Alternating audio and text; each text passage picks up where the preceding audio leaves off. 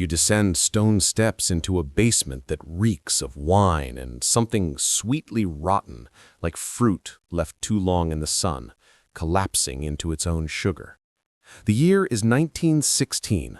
Above you, Petrograd's elite are laughing, their voices muffled through velvet and wood. But down here, in this cold, elegant tomb, lit by candles that flicker like dying breaths, a man is being fed cake laced with enough cyanide to kill 5 horses. And he keeps eating. He keeps smiling. You watch, frozen, helpless, as he lifts another piece to his lips. The assassins stand in the shadows, their hands trembling, their eyes wide with something beyond confusion. This is not how death works. This is not how bodies break. The air tastes of almonds, bitter and sharp, coating your throat like a warning you cannot speak. Rasputin laughs. It echoes wrong, too long, too deep, filling the basement like water filling lungs. His eyes catch the candlelight, reflecting something you cannot name. The men who poisoned him are no longer hunters. They are witnesses to a body that refuses the simplest law of flesh, that it must die when told to die. What makes a body refuse death? What stands between a man and his ending when the poison is already inside? The truth is, Rasputin died long before the poison touched his tongue. He died the moment Russia decided it needed a monster. You see, every collapsing empire requires a scapegoat, a single throat to slit when the structure itself is rotting from within. And Grigori Rasputin, the peasant mystic with dirt under his nails and prophecy in his eyes, became that throat. Not because of what he did, but because of what he symbolized. The filth beneath the gilded surface, the whispered sin in the Tsarina's chambers, the holy man who smelled of earth and wine and something older than Christ. They called him the Mad Monk. They said he hypnotized the Empress. They claimed he controlled the throne with his gaze alone, that he healed the Tsarevich through dark communion, that noble women fell to their knees before him, not in prayer, but in submission. Were these stories true? It didn't matter. Myth and flesh became indistinguishable. Every rumor fed the next, until Rasputin was no longer a man, but a symbol of Russia's decay, the wound that wouldn't close, the stain that wouldn't wash. And so when the empire began to crumble, they didn't just want him dead. They needed him dead impossibly, because he had already lived impossibly. But let us return to the body itself, not the legend, not the myth, the flesh. Because Rasputin's body was not like yours. It had been trained, no, tortured, into resilience long before that basement ever knew his name. Imagine a stomach lining like leather, thickened by years of Siberian winters where food was scarce and spoiled meat was the only meat. A digestive system that had learned to process rot, to extract life from what should have been poison. Folk medicine in the villages where he grew up was not gentle. It was survival.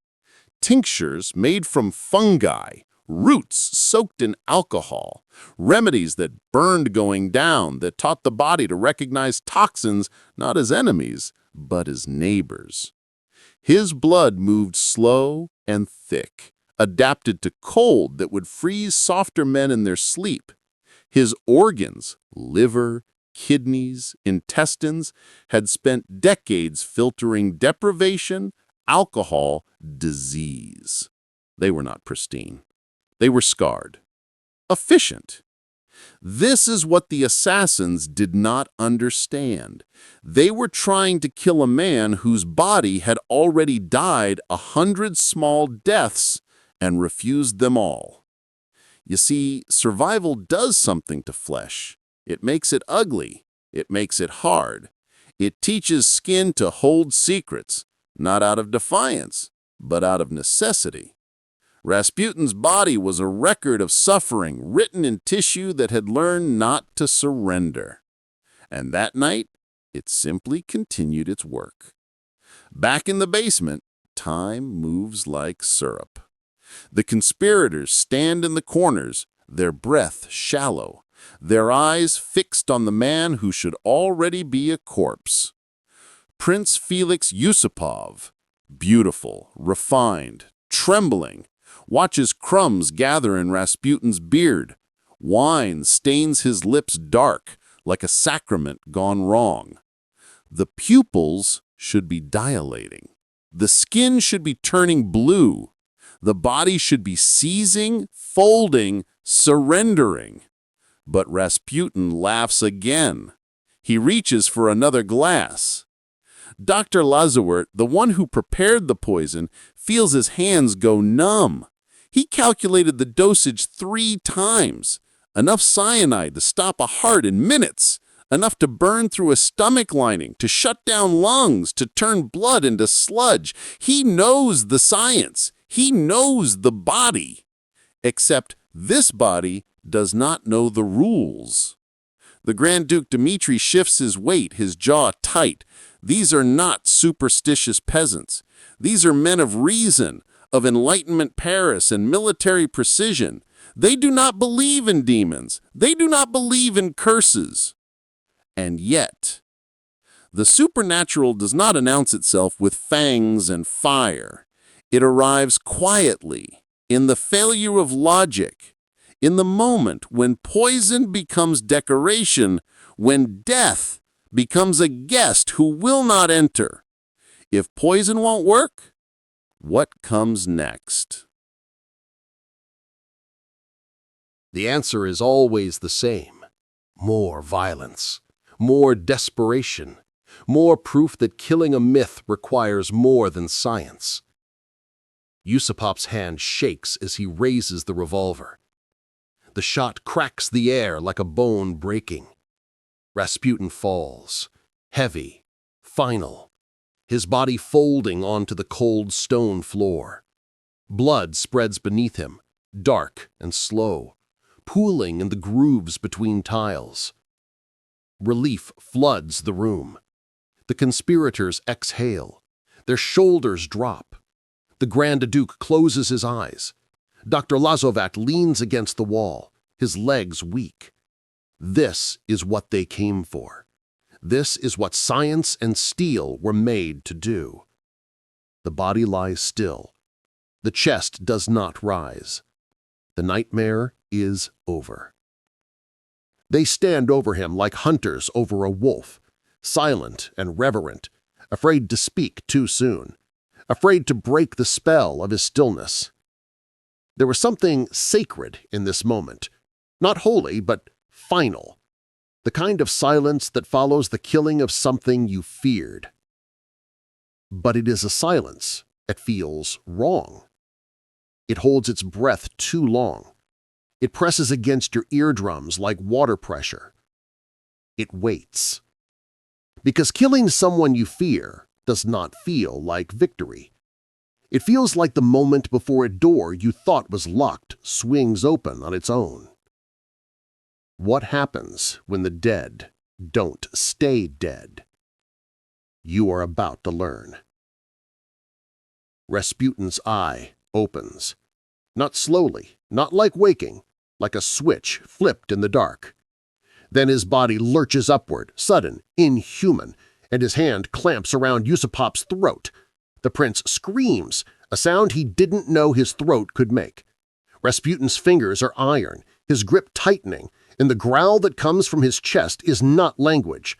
It is not even human. It is something older, something that predates words. The sound of a wounded animal that has decided it will not die alone. The other men scramble backward. Chairs overturn. A candle falls, rolling across the floor, casting wild shadows on the walls that dance like demons. Dr. Lazovac's hands are at his mouth. The Grand Duke reaches for his gun but cannot move, frozen by the sight of the corpse that has become predator. Yusupov breaks free, gasping, and runs. Rasputin follows. He crawls, lurches, drags himself up the basement stairs on hands and knees, leaving a trail of blood on stone. The rational world has shattered. The boundary between life and death has collapsed, and in its place is something grotesque and undeniable – a man who refuses his ending. The conspirators spill into the courtyard. Snow falls, white and silent, and Rasputin is there, crawling through it, howling. How many times can you kill a man before you realize he was never fully alive to begin with? Outside, in the frozen courtyard, they shoot him again and again. Muzzle flashes light the darkness like brief, angry stars. Rasputin's body jerks with each impact, once, twice, 3 times, his coat tearing, flesh splitting, bones cracking beneath the force. The snow beneath him turns red, then black in the moonlight, spreading outward like a stain that knows no border. But he doesn't die quickly. He crawls. His fingers dig into the snow, pulling his weight forward inch by inch. His breath comes in wet, rattling gasps, the sound of punctured lungs still trying to pull air, a heart still beating against shattered ribs. His body does not understand that it has lost. It only knows forward. It only knows survival. The conspirators stand frozen, their guns smoking, their faces pale. This is no longer assassination. This is butchery. This is the kind of violence that makes you question not the victim, but yourself. Medical science tells us the body can survive astonishing trauma when adrenaline floods the system, when shock delays the recognition of fatal damage. But this feels like something else. Like punishment, like a body refusing death, not out of strength, but out of spite. What does it mean to refuse death even when death is merciful? It means you were never given mercy to begin with. They tie him, wrists bound behind his back, rope cutting into swollen flesh. His body is wrapped, fabric around his torso, his legs, his face, until he is no longer a man, but a shape, a problem to be solved, evidence to be hidden. The conspirators carry him without speaking. Their movements are mechanical now, drained of panic, empty of rage. This is no longer murder. This is disposal. This is the grim procedure that follows when violence exhausts itself and leaves only the cleanup. His body is heavy, limp, soaked with blood and melted snow. They do not look at his face. They cannot.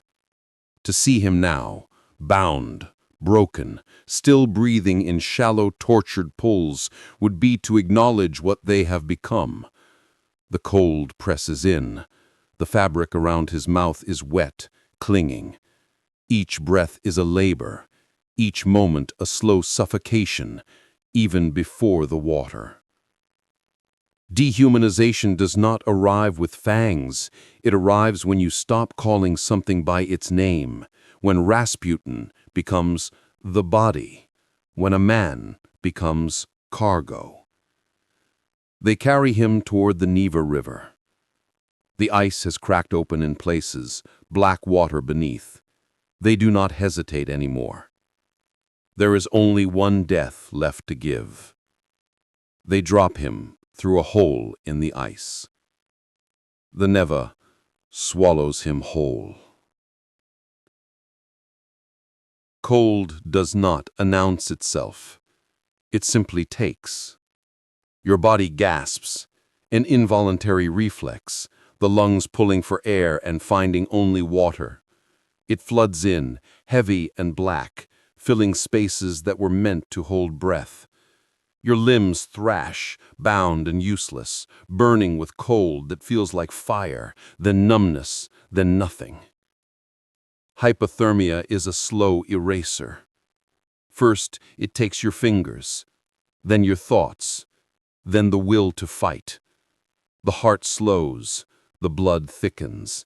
The body curls inward, trying to protect a core that is already freezing from within.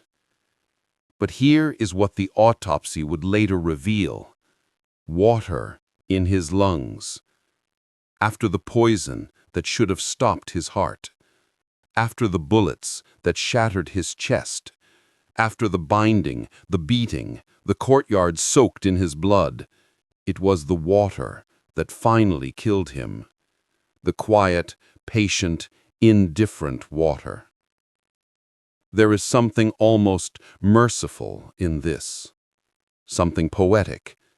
After all the violence men could conjure, it was nature that finished the work. Not with rage, but with quiet silence. Not with spectacle, but with erasure.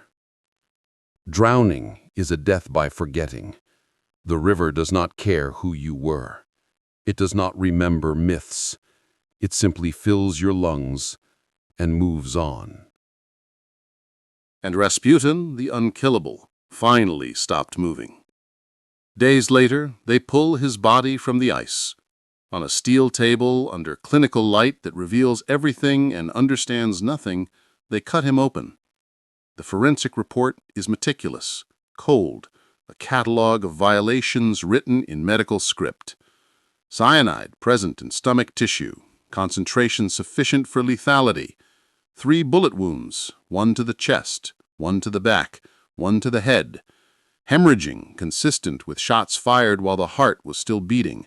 Massive internal trauma, fractured ribs, and water. Water in the lungs, in the throat, in the spaces between. They lay his organs on metal trays like evidence in a trial that has already ended. This is the final invasion, the last violation of a body that had been violated all night, not for truth, but for confirmation, for proof, for the story they needed to tell, that he was human after all, that flesh obeys the same laws as anyone else's, that monsters bleed. But even here, even in death, Rasputin is not allowed to be a man. He is a specimen, a riddle, a body that refused to break when it should have, forcing them to break it more. Death does not grant dignity when you have been made into a symbol.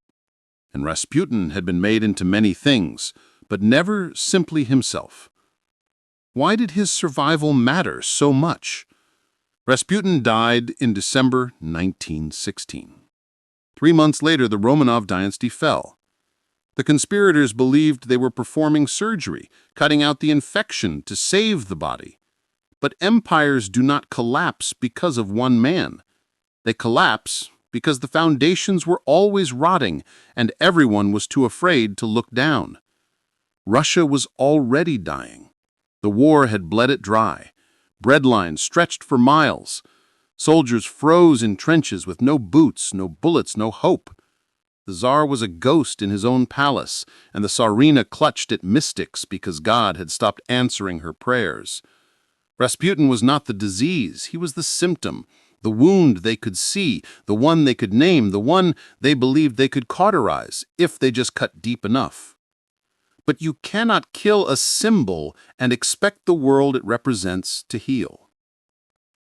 His death was both a desperate attempt to save Russia and proof that Russia was already unsavable. A ritual violence performed by men who mistook spectacle for solution, who thought that if they could just make him die impossibly enough, the impossible rot beneath their feet would stop spreading. It didn't.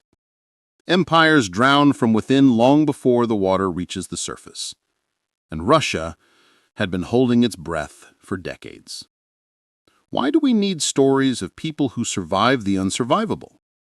Because they confirm our deepest fears that the world does not obey the rules we were promised, that reason has limits, that some things, some people, exist outside the boundaries we built to feel safe. Rasputin's survival became more than historical fact. It became myth, legend, a story Russia told itself about its own unraveling. His body was a screen onto which an entire nation projected its anxieties. The fear of the peasant who would not stay in his place, the holy man who smelled of sin, the outsider who seduced the centers of power with nothing but his gaze and his voice. He represented everything Enlightenment Europe was supposed to have left behind: superstition, filth, the irrational. And yet he would not die.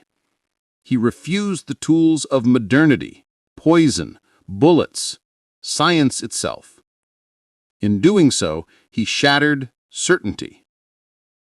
Psychologically, we make our monsters immortal because it justifies our fear of them.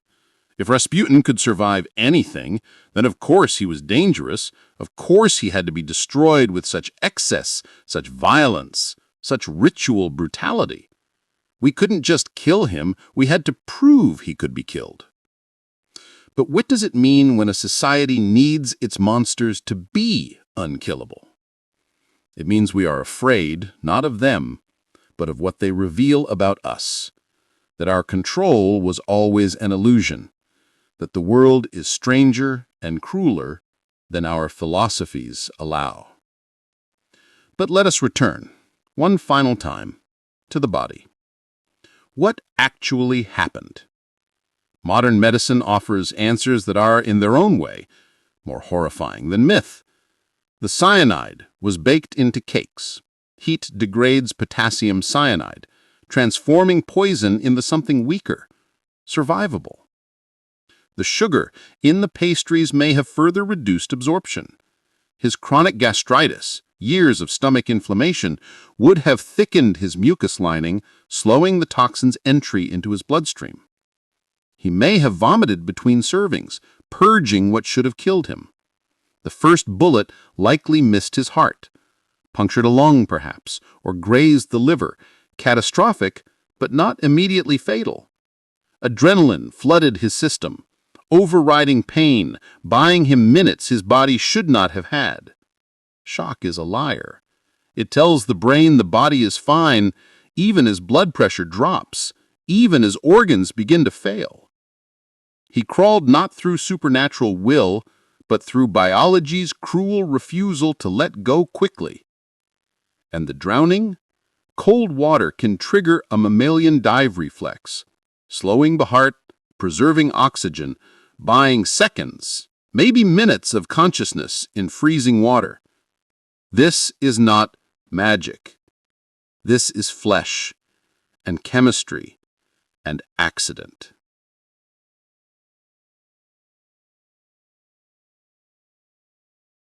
And somehow that is more disturbing, because it means survival is not heroic.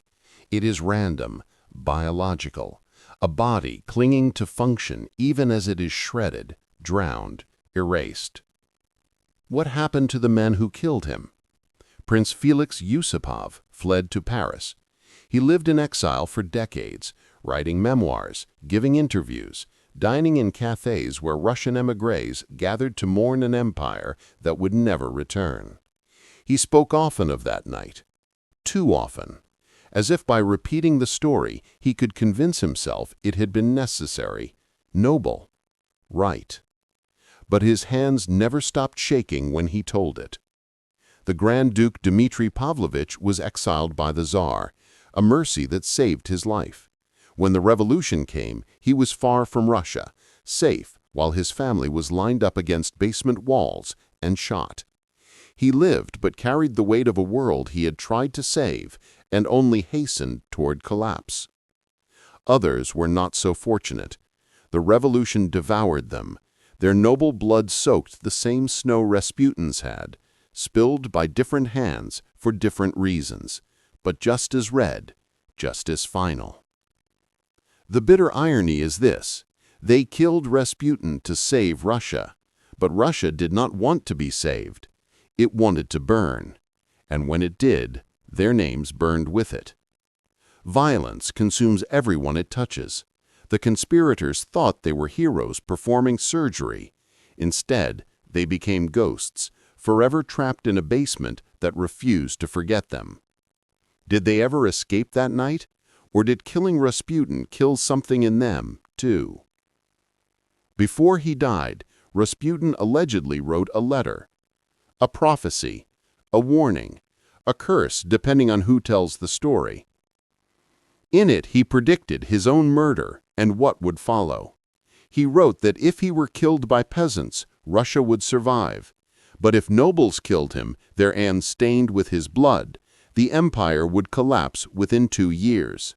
The Romanov family would be slaughtered.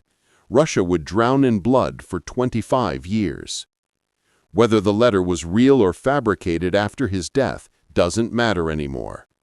It became truth the moment the Tsar's family was executed in a basement in Yekaterinburg. Bullets tearing through children who had never held power, only carried its name. There's a weight given to last words, a desperate belief that dying men see further than the living, that proximity to death grants clarity the rest of us are denied. Perhaps Rasputin did see it.